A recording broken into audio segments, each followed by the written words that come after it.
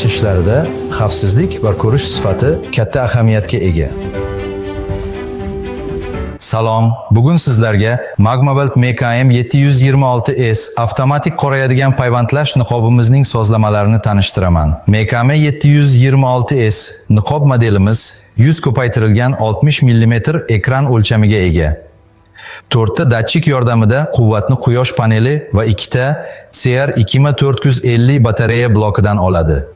Birinchi sozlamamiz rejimni tanlash bo'lib, payvandlash usulingiz va ishchi tok kuchiga mos keladigan sozlama oralig'ini tanlashdir. Payvandlash uchun 9-13 yoki 4-8 oralig'ini tanlash uchun rejim tugmasini bosib qo'yib yuborish orqali tegishli sozlamani tanlashingiz mumkin.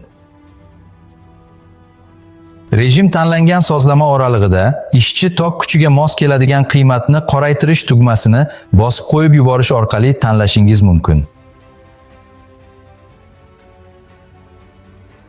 Sezgirlik sozlamasini 6 bosqichda pastdan yuqorigacha yoy yorug'ligi kuchiga mos ravishda bosib qo'yib yuborish orqali tanlashingiz mumkin.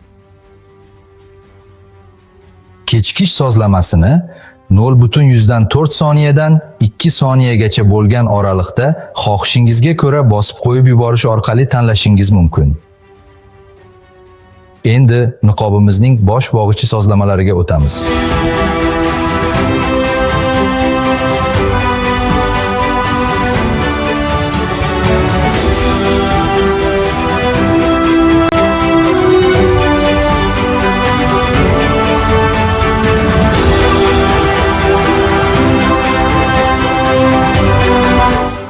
Bosh bog'ichining yuqori qismida 3 ta tasma bor. Sozlash mixini ko'rsatilgandek chiqarib, o'ngga va chapga harakatlantirib, bosh o'lchamingizga moslab sozlashingiz mumkin. Niqobingizni mahkamlash uchun ko'rsatilgan sozlash tugmasini yuqoriga va pastga burab, o'ngga va chapga burab, bosh o'lchamingizga mos ravishda mahkamlashingiz mumkin.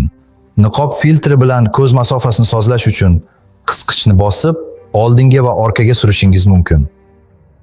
Niqob filtri bilan ko'z darajasini sozlash uchun o'ng tomondagi gaykani bo'shatib, tegishli qisqichni uyasidan kerakli darajaga moslab, uyaga mahkamlagandan so'ng bo'shatilgan gaykani qotirishingiz mumkin.